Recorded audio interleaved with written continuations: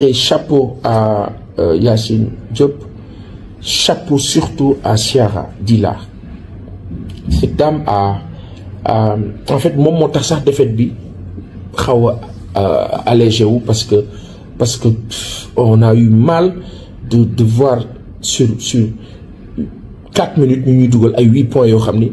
mais incroyable, voilà, égalisé, romb ñu la perte de balle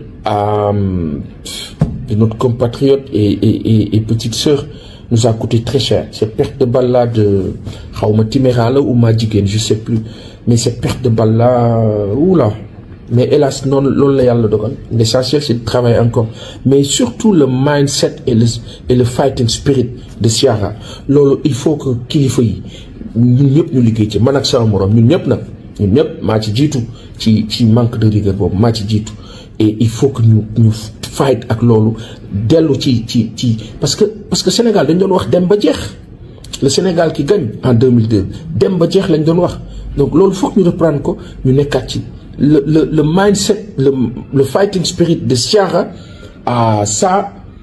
magnifique. Et on a vu la passion, parce que Sénégal pour mu dox il faut de la passion et la pression positive. Moo tax ñi wax par rapport à la jeunesse sénégalaise actuellement qui est presque, je dirais pas arrogante mais agressive, ci yàkkamti dëkk bi dox, c'est une pression positive qui est bien. Il faut juste qu'on y mette les formes que mu ànd ak yar ak teggin, mais dans le fond wax dëgg yàlla cette agressivité qui est une pression positive, elle est toujours bien. On va mettre agressivité entre guillemets pour dire voilà, ce sens du fighting là pour que dëkk bi dox, c'est quand même louable. Alors am na loo xam ni ci wàllu basket bi, donc loolu lu ñuy rëccu la ni ñu ñàkkee dóor Nigeria, parce que elle était à notre portée cette fois-ci, vraiment à notre portée. Mais comme on dit, le Sénégal a longtemps dominé le basket garçon comme féminin à un moment donné, mais il va falloir qu'on revienne là-dessus. Et il faut encore des terrains de basket partout. Chères autorités de la présidence, de la primature, du ministère, il faut que loolu bokk ci seen politique. Xam naa ni bokk na ci sur le plan sportif, mais il faut ñu gën ko renforcer, gën ko yaatal. Que ñu, parce que dëkk bi yëpp dañ ko bëgg a tabax. Mënu nekk nañu bàyyi des aires de jeu, bàyyi de la surface, bàyyi mu respirer, bàyyi xam nga ñu fu ñu jëmbat ay garab, fu ñu am ay jardin, etc. Que les maires là arrêtent de donner de l'espace ça et là pour que ñu ciy tabax des cantines ak yooyu, parce que voilà yàkkamti nañu ay ressources. Na leen état bi dimbali ci ñu am ressource d'une autre façon et non forcément ci louer ba jël espace yëpp yàq. Terrain de basket yi manqué na, terrain de football yi manqué na, loolu il faut que ñu gën ci liggéey. Je pense que ça fait partie du plan de redressement, surtout du plan Vision Sénégal 2050, mais il faut que mu nekk quelque chose d'effectif. On a entendu le président de la fédération de football, le nouveau Abdoulaye Fall, en parler, aborder dans le sens de ces infrastructures-là. Je pense que buñ ci taxawee dina ñu gën a dimbali. UASU bi ñu reprendre que corpo, la compétition professionnelle, reprendre le foot amateur, etc. Voilà, activités yi bouger et que les gens, la jeunesse, tout le monde occupé wu ñu bien quoi, ñu tranquille. Alors am na loo xam ni pour le basket c'est ça. En résumé rek la on dit nos encouragements à toute la fédération dirigée par M. Ndiaye Babacar, à qui on fera toujours un clin d'œil vis-à-vis de son du grand souci de notre chanteur maison, chanteur artistique légende, El Hadj Ndiaye. Bonjour, comment ça va, comment va la santé, qui souffre parce que il vous a cité M. Ndiaye de la fédération de basket par rapport à Vergem bu mag boobu nga xam ne il a vu tout là-dedans, tout réussi, tout investi là-dedans, et que malheureusement par devers on ne sait qui des gens ñëw nañ jël nangu yëfam te du dëgg du yoon, te il est toujours en train de courir après cela. Monsieur Ndiaye Babacar, en vous saluant, si jamais vous pensez que vous pouvez faire quelque chose à l'adresse de Monsieur Ndiaye El Hadj, on compte sur vous. C'est un compatriote comme vous qui a œuvré pour ce pays-là, comme vous êtes en train de le faire. Moi, je vous supplie d'aller vers Monsieur Ndiaye El Hadj pour que cette difficulté-là, ngeen alléger que su fekkee mën nga ci dara ci ñu delloo ko terrain boobu, espace boobu, vergem boobu, boo ko mënee defal rek te yàlla tax, yàlla da lay yokk rek du la ci wàññi. Ñu ngi la ziar baax avec votre famille, on pense à vous, on pense que ce message-là que je vous adresse personnellement, vous penserez à contacter El Hadj Ndiaye et à faire quelque chose pour qu'il retrouve sa propriété. N'est-ce pas? Nous la nulle part. Alors, pour le foot, la Fédération sénégalaise de football. La Fédération sénégalaise de football. On a vu une élection, mais bizarre. Quand je dis bizarre, c'est pas pour accuser qui que ce soit. Non, du tout. Mais dans l'organisationnel. Et malheureusement, c'est le cas par rapport à tout ce qui est protocole dans ce pays-là. Nous avons organisé au Sénégal. Même Djafé il y a sabar gu tas la doon jaxasoo tuy buy nangam et c'est incompréhensible. Alors moi je dis que déjà on félicite le nouveau président de la fédération, M. Fall Abdoulaye, qui est un grand commis de l'État du Sénégal. Ne l'oublions pas, c'est quelqu'un qui a travaillé avec tous les régimes, en tout cas pas tous les régimes, disons que de Abdoulaye Wade à Macky Sall, il est connu dans les sphères de l'État. Donc c'est quelqu'un qui peut aujourd'hui, en principe, si vraiment il s'y est engagé et depuis longtemps, avec une réputation quand même positive, selon ñi nga xamné ñoo nek dans le secteur yàgg fa di wax ne que il a dirigé la Ligue de Diourbel et que nit bu jub la bu baax la bu yéwén bu tabé comme on dit. Et au Sénégal on aime bien les gens tabés, hein? Les gens généreux on les aime bien. Dafa bokk nak ci sunu baax sunu aada ta tabé jikko bu rafet la lu am solo la sunu maam sunu kilifa sunu royuwaay Seydina Muhammad sallallahu alayhi wa sallam ak mag ñu baax ñi ne ci réew mi yépp vertu yooyu lañ ñu jàngal. moo tax boo demee kër sëriñ si ngeen di gis sunu kër sëriñ yi teraanga bu leen mënti jox dañ koy joxewaat lépp ci nit ñi la jëmaat. moo tax seen kër yi di fees dell, le social qui est très important. Alors et loolu lu nguur gi war a bàyyi xel la parce que c'est très dur pour les populations, les masses. Donc le social est important. Alors li nga xam ne moo am ci fédération sénégalaise de football, Augustin, merci pour tout. Malgré les accords et désaccords, merci pour tout. Vous avez eu 5 grands trophées majeurs, continentaux, et vous êtes le premier à avoir conquis l'Afrique en nous ramenant le trophée de la CAN, la Coupe d'Afrique des Nations.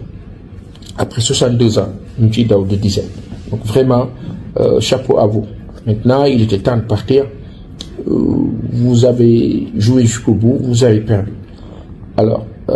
que yalla ubbil la yeneeni bunt ñu la ka ñaanal mu nekk lu la jik yow ak sa njaboot. Quant à M. Fall, bienvenue, welcome. Nos encouragements à Kilifa bi di Madi Touré, on voit qu'il n'y parvient toujours pas, c'est difficile. M. Touré, je pense que on vous a entendu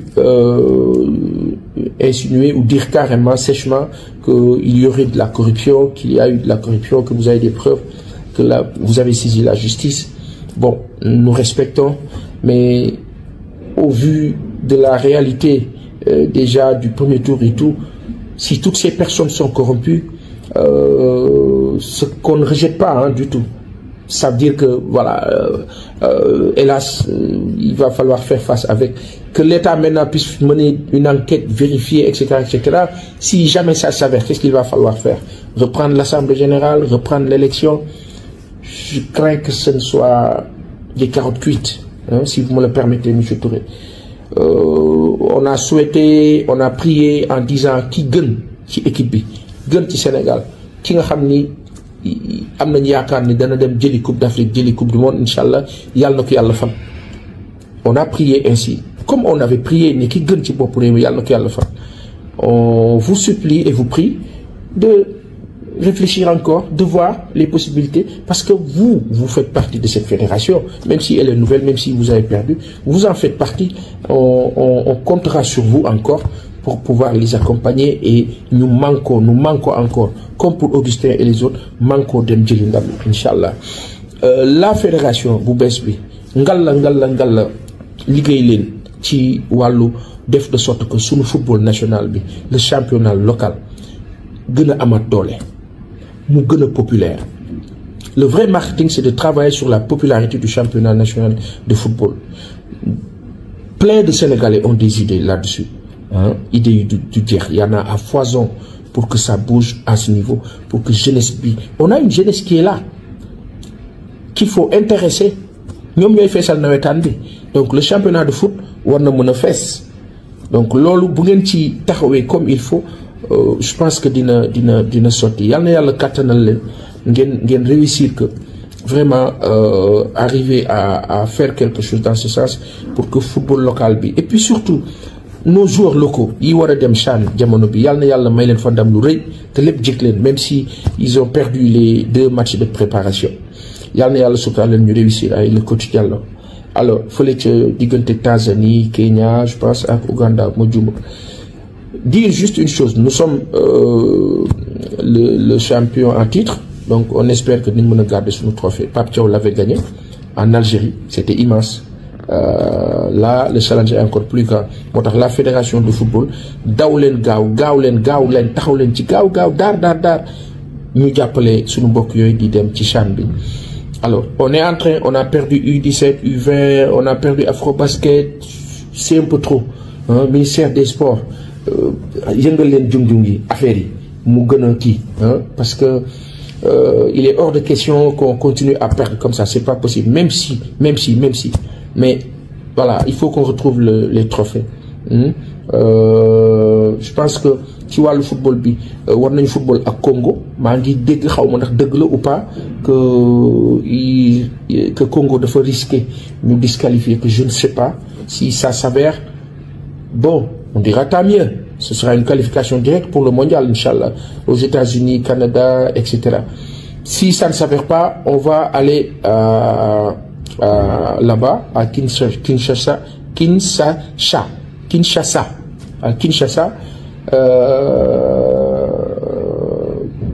Kinshasa ou Kinshasa je sais même plus en tout cas Congo-Brazzaville pour jouer ak République démocratique du Congo pour jouer ak ñoom Congo RDC defe naa moo doon Zaïre République démocratique du Congo Congo Brazzaville moo di dëkk Denis Sassou Nguesso bi donc dëkku Tshisekedi la ñu jëm dëkku Mobutu Sese Seko République démocratique du Congo alors bu ma juumul dire juste que match bu important la boo xam ni le ministère ak la fédération da ngeen cee war a taxaw gaaw taxaw nag bu ñu ko waxee y a tout un ensemble yéen ñu gën a xam yéen kilifa yi yàlla na yàlla may leen ndam Abdoulaye Fall le Besli yàlla na la jikk yaa ngi ànd ak ñoom Cheikh Ahmed Tidiane Seck ak kilifa yooyu yëpp yàlla na yàlla kàttanal leen ngeen réussir mu am résultat bu baax ba ngeen réussir lu raw lu fédération bi fi nekkoon def la petite catégorie bi Mbaye Diouf Dia doon réussir au temps ngeen yëkkatiwaat ko mu gën a voilà parce que Mbaye Diouf Dia ku mat a gërëm a ngi noonu quand on parle de U17 U20 toutes ces petites catégories là daf cee liggéey lu yemb lu mag a mag loo xam ne wax dëgg yàlla waruñu ko bàyyi ginnaaw la fédération bi fi nekkoon ils ont réussi de très belles choses quand bien même alors ñi fi nekk bees itam une bonne partie était dans cette fédération-là donc il va falloir xam nañ fi ñu war a jaar nañu fa jaaraat ba pare yokku affaire yi mu gën a baax Sénégal yàlla na ko yàlla baaxal su ma jógee foofu fi nga xam ne moom laay tëjee mu ngi concerner le plan de redressement économique et social on va dire ce plan-là bi nga xam ni premier ministre bi def na ci speech bu am solo fële ca Grand Théâtre nu nga fa woon rafetlu ko alors dama am foo xam ne fa la ma déparé waxtaan naa ci la dernière fois à Sans Limites le jeudi et le vendredi dinaa ko waxaat fii ci Pass TV di leen ñaan nag ngeen abonné leen on va essayer de vous faire des vidéos de temps à autre mais abonnez leen s'il vous plaît et faites abonner vos familles vos proches vos amis parce que ni ko ñeneen ñi di defee les autres sites qui sont en train de faire un excellent travail ñu tam ci loolu la ñu bëgg a bokk fu leen tàccu rek ñu tàccu ñu ci wàllu liggéey bu décent bu honnête bu correct et objectif aujourd'hui ci wàllu en parenthèse maa ngi dégg coow TFM invité nañ leen ci Grand Théâtre etc. je pense que bu ma jumul sax dafa mel dégg naa Moustapha Diop di wax lu nu mel nañ invité ñëpp invitation moom invité tout le monde ku bëgg ñëw ku bëggul affaire am la maintenant après qu'est-ce qui va se passer le traitement les gens vont apprécier mais lu ma gëm ma répété ko fii la communication les réseaux sociaux yi nga xam ni nos autorités fa la ñuy continuer di communiquer avec les populations c'est très bien mais n'oubliez pas que l'information am na fu mu war a mën a egg fu raw foo xam ni réseau social bi du ko fu mën a eggee loolu nañ ci bàyyi xel les posts et publications c'est excellent c'est très bien na ci ñëpp jàpp mu ñëpp jaatu tas mais l'information fi mu war a jaar ci wàllu canal de transmission de message bu gën a yaatu télévision yi ak rajo yi dañ ci bokk télé yi ànd ak état beeg yi àndul ak état bi c'est pas important xam nga lu important il faut même faire de sorte que information yi di jàll ci télé yi d'accord il faut même faire de sorte que muy jàll ci télé yi d'accord parce que c'est toujours un public c'est toujours un vide à ne pas laisser tomber à toujours combler en parallèle yokk leen ay médias créer d'autres médias accompagner d'autres projets yoo xam ni ce sera aussi des médias concurrents ñëpp yokku lépp yokku ki nga xam ni mu ngi xeex nguur su ko tegee ci dëgg alhamdulilah su ko tegul ci dëgg après moom dafay mujj néew rek day mujj néew di néew peut-être audience am di wàcc et cetera mais quant à guerre bi jaru ko c'est surtout pour le régime en place you are boss yéen a nekk ci kaw donc avancez et laissez les gens dire leurs pensées donner leur avis l'essentiel ñoom nañ ko teg ci correction bu mu nekk lu jéggi dayo mais quant à leur option d'être avec l'État ou pas mais ils sont libres laissez les gens c'est-à-dire ils ont leur avis à donner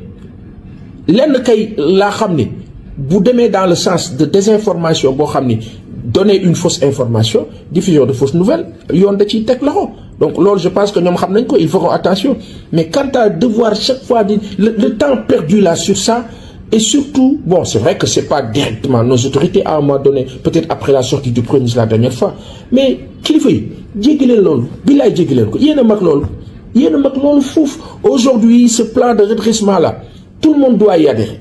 tout le monde après nag ñii dina ñëw ne way d'accord ci ñi et cetera amul problème mais l'intention qu'il faut louer déjà xam ngeen ni wax naa ko keroog saa li nattu ji àdduna gënul rëy nattu bi nguur gu bees gi am xam nga luy nattu bi yàlla nattu la nga war a ñëw fekk dëkk boo xam ne APR lañ ko dénkoon nu yàq ko nu dénk la ko yow nag yaay ki dugg ni ruuba sax lay tane parce que yàq bee bare xam nga li président bi di wax dafa ruslu maanaam jël benn bâtiment boo xam ne état bi daf ko récupérer moom ko ngeen continuer di encaisser location ba di ko fayee ko pendant 10 ans 3 milliards nanu wëri ka doon def lool xam nañ ko nag malheureusement après buñ ko tuddee war ko woo nit ñi jógati encore ne waaw c'est terrible waaye yéen kilifa yi bu leen ci boole wax ju bëri bu leen ci boole coow baleen xuloo bi moom baleen ko jëf rek Sénégalais yi di seen dund di amélioré wu gis nga ndox ma fee ca Touba na ngeen def ba ndox ma di dem nekk leen ci loolu rek